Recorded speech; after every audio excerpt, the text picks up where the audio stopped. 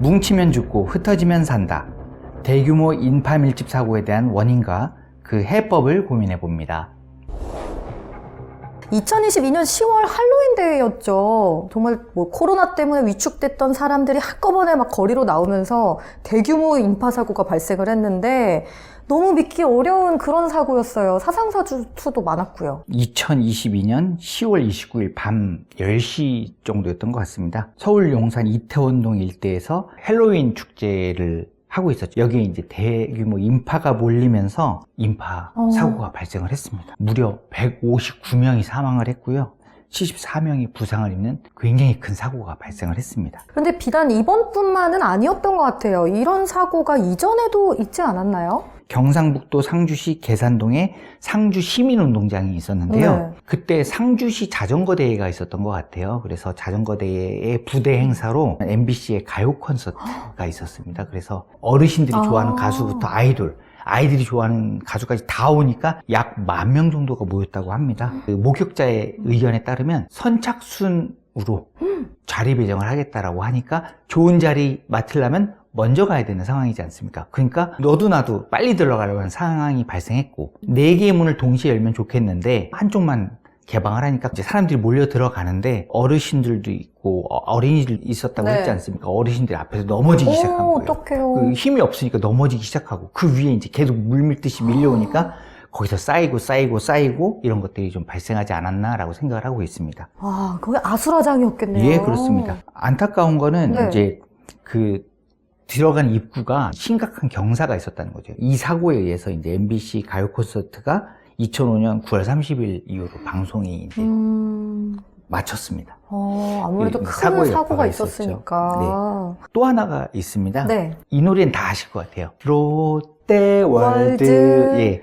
그 롯데월드. 놀이공원이잖아요. 국내에 있는 가장 큰 실내 테마파크입니다. 네. 2006년도에 롯데월드 개방을 최초에 했었을 때인데 안전벨트를 안 한다든지 안전관리 안 해서 사람이 다치고 사망하는 사고가 발생했어요. 그래서 롯데월드 측에서 이런 것들에 대해서 이미지 개선하고자 무료 개방 행사를 했어요. 도심 속에 맞아요. 아주 가까운데 실내 테마파크가 있다니까 너무너무 궁금한 사람들이 많지 않습니까? 그래서 사람들이 모였고요. 9시에 개방을 해야 되는데 7시에 7만 명이 기다리고 있었어요. 요즘에는 이제 오픈런이라고 하죠. 오픈런을 하고 있는데 네. 설계 그 동시 수용 인원수가 38,000명 정도였다고 합니다. 대기 인원이 10만 명인 거예요.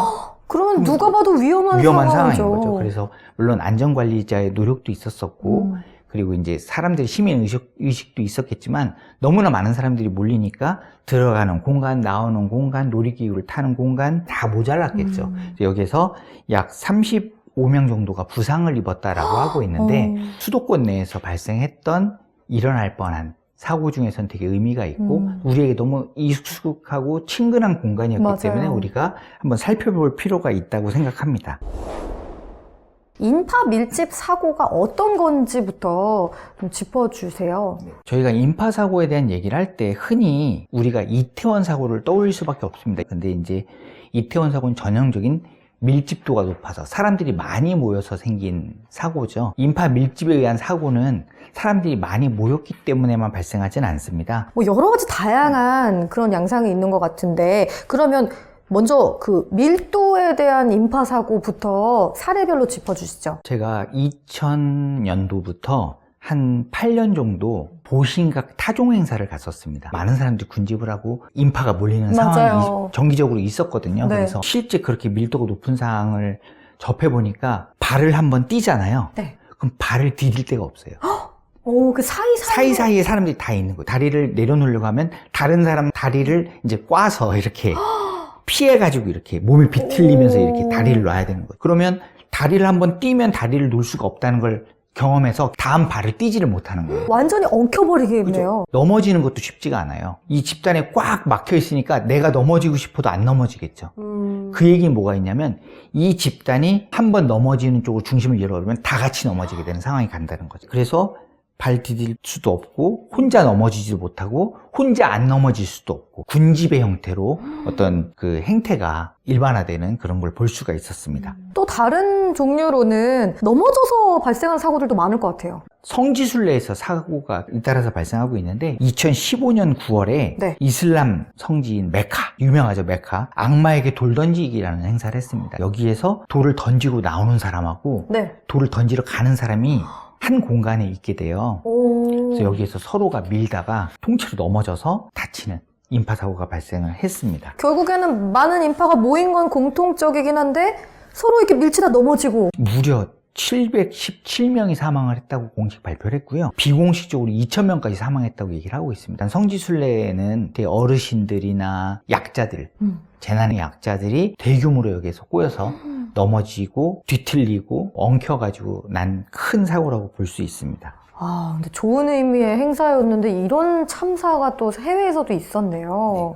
그럼 또 다른 원인 때문에 발생하는 인파 사고가 뭐가 있을까요? 좁은 문을 통과하다가 난 사고들을 또 볼 수가 있습니다. 문이 문제인 것 같아요, 또. 이 공간의 문의 사이즈는 이 공간에 머무는 평균적인 사람들이 나갈 수 있는 사이즈로 결정되어 있기 때문에 건축법에 의해서 가로 세로 높이들이 어느 정도 결정이 되어 있습니다. 그래서 넓게 하기 쉽지가 않은데요. 네. 미국 사건을 한번 가볼게요. 네. 스테이션 나이트클럽 이라고 이 나이트클럽에 화재가 발생을 했었습니다. 나이트클럽을 설마 안 가보진 않으셨죠? 안 가봤어요. 어떤 이게 곳인지는 어떤 알아요. 분위기인지는 영화에서 아시죠? 봤어요. 헤비메탈 그룹이 오프닝으로 딱 나온 거예요. 뒤에 이제 네. 폭죽이 터지고 막 화려한 조명이 막 생길 거 아닙니까? 그러면 더 신나지 않습니까? 진짜 열광의 도가니겠죠. 그렇죠. 열광을 했겠죠. 네. 지하 공간에 그런 데 있는데 실내에서 불이 확 번지니까 그게 천장에 불이 붙어버려요. 연기 때문에 앞도 안 보이고 그렇게 되면 어디로 나가겠습니까? 문이 몇 개가 있었지만 내가 들어온 메인 방향으로 다 몰린 거예요. 문에서 이제 서로 나가려고 하니까 끼인 거죠. 이렇게 갑자기 많은 인원들이 한 좁은 공간을 통과하기 위해서 몰리다 보면 여기 있는 이제 모래시계처럼 이런 그런 공간, 한번 볼까요? 이렇게 이런 갑자기 가까이 있는 좁아지는? 공간에서 너무 갑자기 확 뒤집어섰을 때 막히는 현상들이 있다. 그래서 이런 것들 때문에 병목 지점에서 모였던 사례가 하나 있을 것 같습니다. 이 사고에서는 네. 약 100명이 사망했고요. 230명이 부상을 입었습니다. 그 미국이라는 좋은 시스템을 가진 선진국에서 발생한 되게 후진국형 사고였고요. 젊은이들의 희생이 컸다 이렇게 보여집니다. 그럼 마지막으로 또 어떤 사례가 있을까요? 축구 경기장도 대규모 인파가 몰리는 곳이죠. 정해진 경기 시간에 들어왔다가 경기가 끝나고 나가는 이런 게 있는데 네. 인도네시아 사고를 좀 오. 말씀드려볼게요. 2022년 얼마 안 됐습니다. 네. 칸주루한 스타디움이라는 데서 발생을 했는데요. 홈팀에서 패배를 한 거예요. 아. 우리 팀 패배를 한 거예요. 근데 훌리건들이 너무 흥분해 버려가지고 네. 폭동을 일으킨 거예요. 경기장에 내려가서 막 부시고 막 이런 상황이 발생한 거죠. 경찰들이 이제 진압을 하다 안 되니까 최루탄을 써버린 거예요. 그러니까 이 사람들이 이제 피해서 도망가다가 군중이 몰리면서 압사 사고가 발생을 했어요. 보통 이제 막 시위 현장에서는 막 이렇게 같이 뭐 이런 인파가 몰리는 걸 봤는데 또 축구장에서도 이런 사고가 있었고요. 정치적인 집회. 과거에는 100만 명이 모인 시위도 있었습니다. 뭐 얼마 전에 봄이니까 벚꽃 맞아요. 축제들이 있고 뭐 여의도에도 사람이 모였다가 뭐 관광지도 모였다가 하는데 우리들이 굉장히 뜨거운 민족이라서 확 모였다 확 사라지는 것들이 있거든요. 그래서 맞아요. 인파사고의 위험이 늘 노출되어 있는 상태인 것 같습니다. 말씀하신 것처럼 평소에 좀 경각심을 가져야겠다라는 생각이 듭니다. 근데 말씀하신 중에 아까 밀도뿐만이 아니다라고 여러 번 강조를 해주셨는데 그러면 어떤 요소를 좀 주의해야 될까요? 이건 이제 연구자로서 생각을 하는 건데요. 네. 인파는 밀도와 그들의 이동 속도가 중요했던 것 같아요. 사람들이 밀도가 높아도 흐름이 잘 유지되고 있으면 좋은데 밀도가 낮아도 흐름이 막혀버리면 밀겠죠. 그렇죠. 앞이 막혀서 병목이 돼버리면 이제 내가 흘러가는 에너지가 압력으로 바뀐다는 거죠. 60kg, 평균 몸무게 60kg인 성인이 넘어지면서 앞사람을 밀잖아요. 네. 100명이. 네. 저 끝에 네. 4톤 정도의 압력을 받게 됩니다. 4톤이라는 압력은 뭐냐면 건물 3층에서 4층에서 떨어질 때 받는 그 충격을 받는 거예요. 그러니까 그렇게 굉장히 인파가 몰려서 운동 에너지가 압력으로 바뀌는 순간 큰 압력이 발생할 수 있고 서로가 조금만 밀더라도 그 힘이 모이면 저 끝단에 있는 사람은 진짜 너무 큰 압력으로 죽어나갈 수밖에 없는 거죠. 이런 것들이 네. 속도와 밀도를 같이 해야 된다. 속도랑 밀도 처음에는 좀 너무 어렵게 느껴졌는데 뭔가 말씀을 해주시니까 알 것 같아요. 어느 정도 일정한 흐름으로 속도가 있어줘야 된다는 거죠. 꽉 막힌 것보다. 그렇죠. 요즘에 핸드폰 접속 데이터가 있습니다. 기지국을 중심으로 이 반경 안에 몇 명 있는지를 우리가 또 셀 수가 있습니다. 실시간으로. 그래서 이런 걸 통해서 우리가 밀도 관리도 할 수 있는데 이거 플러스 이들의 이동 속도가 얼마나 되느냐를 관찰한다면 예를 들어 1000명이 있는데 네. 아무도 못 움직이고 있다. 그러면 지금 엄청나게 지금 압력이 생기고 꽉 있는 막힌 거죠. 상황이고 네. 2000명인데 네. 속도가 유지되고 있다는 건 어쨌든 흘러가고 있다는 얘기입니다. 그래서 위험도를 측정하는데 이렇게 두 개를 볼 필요가 있고요. 그래서 박사님께서 이태원 사고와 관련해서 뭐 시뮬레이션 작업을 했다고 들었거든요. 이게 어떤 거예요? 이태원 사고가 발생하자마자 네. 그날 밤에 시뮬레이션을 만들었습니다. 거기에 대한 보고를 바로 국무조정실, 국토부, 행안부에 전달을 했었고요. 그때 있었던 그 시뮬레이션 얘기를 좀 해드리고 싶습니다.